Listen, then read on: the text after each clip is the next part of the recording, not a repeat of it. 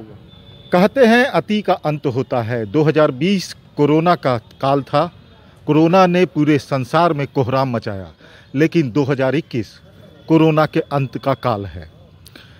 भारत के DCGI ने आज भारत में बनने वाले 2 वैक्सीन को इमरजेंसी इस्तेमाल के लिए अनुमति दे दी है। अभी हमारे साथ बिहार के स्वास्थ्य मंत्री मंगल पांडे हैं। सबसे पहले हम इनसे जानेंगे कि आज कितना बड़ा दिन है भारत के लिए, बिहार के लिए और 130 करोड़ देशवासियों के लिए। नहीं, वास्तव में भारत के लिए आज बहुत ही महत्व का दिन है, ऐतिहासिक दिन है। और ऐसे कहें तो संपूर्ण मानव जीवन के लिए ही आज बहुत ही महत्व का दिन है, क्योंकि संपूर्ण मानव जीवन अपने जीवन को बचाने की लड़ाई लड़ रहा था 2020 में। और 2021 के पहले महीने का जो पहला दूसरा दिन था, वही उत्साह वाला समाचार देने वाला था। और आज तीसरे दिन वह समाचार आ गई कि अब DCGI ने उसकी मान्यता दे दी कि जब भारत में निर्मित कोरोना वैक्सीन के इस्तेमाल किए जा सकते हैं। और इससे जो संपूर्ण देशवासी है उसके अंदर अब ये विश्वास जम गया आज से कि अब कोरोना भारत में हारेगा और भारत जीतेगा, और साथ ही मानव जीवन अब बचेगा। मानव जीवन को अब कोरोना भविष्य में नुकसान नहीं कर पाएगा, ये विश्वास अब आज के बाद से बढ़ जाएगा। भारत में ये कोरोना वैक्सीन बना है, जाहिर तौर पे कि ये भारतीयों के ऊपर ज़्यादा असर करेगा, क्योंकि भारतीय जीन को कभी इसमें ये किया गया है।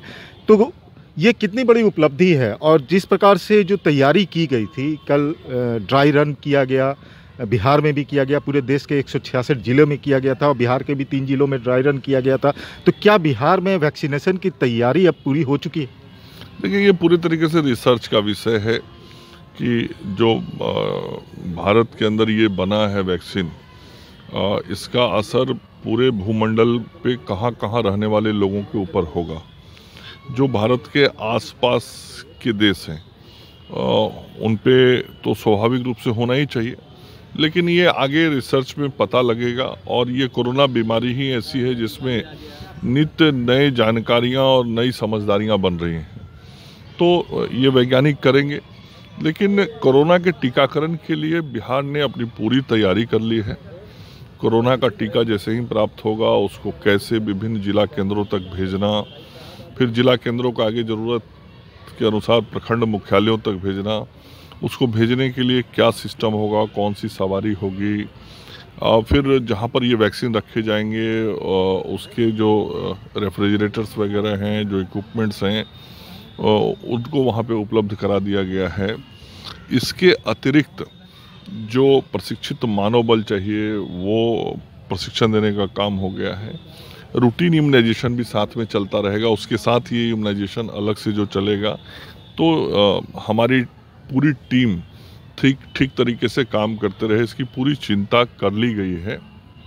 और जब भी कोरोना का वैक्सीन उपलब्ध होगा, और मुझे लगता है कि ये बहुत शीघ्र किसी भी दिन हो सकता है, तो हम सब टीका देने के लिए बिहार में पूरी तरीके से तैयार हैं। कल हम लोगों ने ड्राई रन भी किया राज्य के 3 जिलों में 9 केंद्रों पर। तो सभी जगह पर ड्राई रन के अनुभव भी बहुत अच्छे आए हैं कि हम लोगों ने पूरी तैयारी की हुई है और सब प्रशिक्षित लोग अपने अपनी जगह पर बैठे हुए हैं। 3 फेज में ये पूरा होना है वैक्सीनेशन का काम। पहले फेज में स्वास्थ्य कर्मियों को लगाया जाएगा। तो क्या कितनी संख्या है बिहार में स्वास्थ्य कर्मी की, और सेंट्रल गवर्नमेंट के भी जो एम्प्लॉय होंगे यहाँ पर जिनका वैक्सीनेशन होगा, कितनी संख्या है और किस तरह से तैयारी है, किस तरह से फेज बाई फेज तैयारी की गई है बिहार सरकार? देखिए, कुल लगभग 4,39,600 के करीब सूची अभी बन गई है, जिसका डेटाबेस तैयार हो गया है।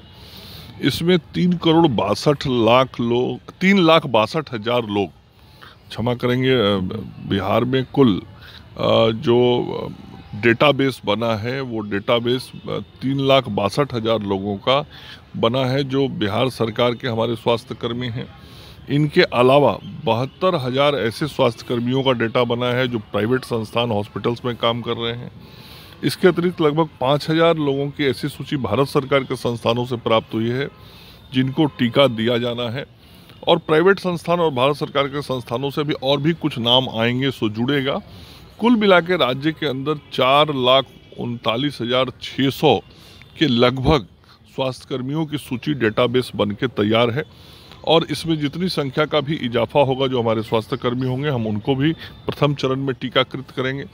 दूसरे चरण में जो हमारे फ्रंटलाइन वर्कर्स हैं उन सारे लोगों को टीकाकरण किया जाएगा। और तीसरे चरण में 50 वर्ष से ऊपर के जो लोग हैं, जो कोमॉर्बिडिटी वाले लोग हैं, वैसे लोगों के टीकाकरण का काम हम सब लोग करेंगे। एक यह भी आ रहा है स्वास्थ्य मंत्री जी कि जो कोरोना का नया स्ट्रेन आया है वो वैक्सीन के जरिए वो कारगर होगा, वैक्सीन नए स्ट्रेन में? देखिए, ये मैंने कहा कि ये सब कुछ नए नए प्रकार के प्रयोगों पर निर्भर करता है और हमारे वैज्ञानिकों का नज़र हर विषय पर है, हर बिंदु पे।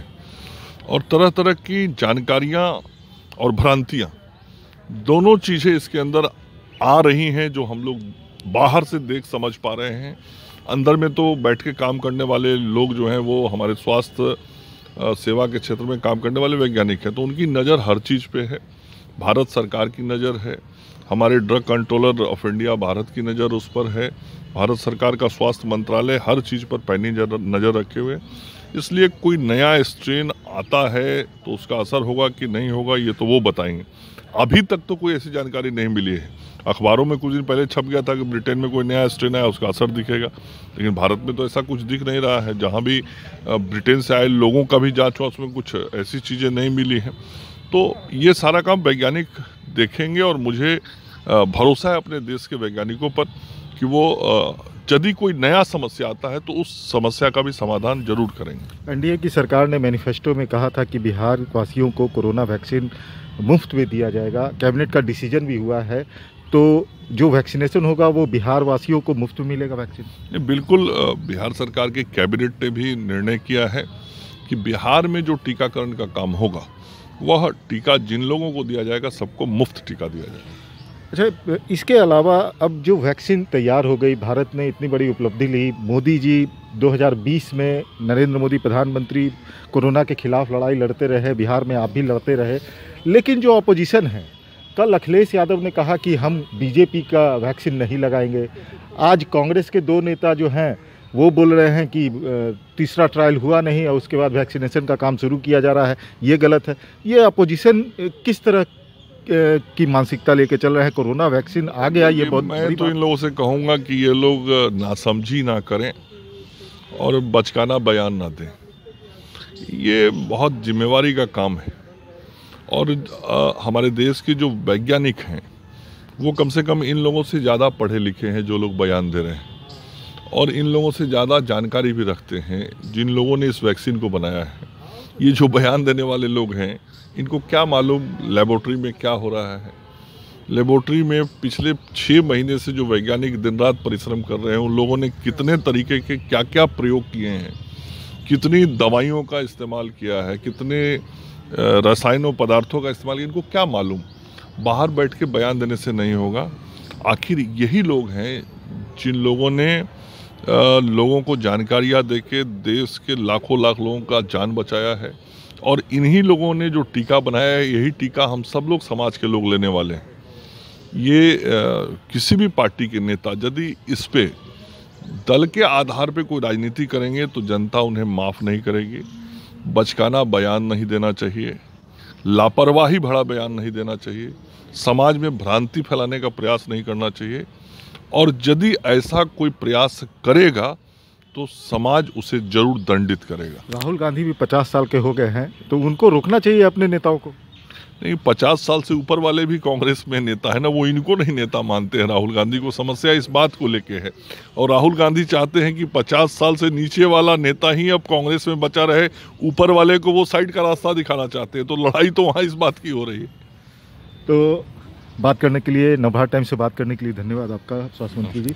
तो ये थे बिहार के स्वास्थ्य मंत्री मंगल पांडे, जिन्होंने विस्तार से बताया कि बिहार में किस तरह से कोरोना वैक्सीनेशन की तैयारी की गई है। मुफ्त में बिहार वासियों को कोरोना का वैक्सीन लगाया जाएगा, और साथ ही साथ कोरोना वैक्सीन को लेकर के जो अपोजिशन की ओर से जो बयान दिए जा रहे हैं उस पर भी स्वास्थ्य मंत्री ने कहा कि जनता उन्हें जवाब देगी।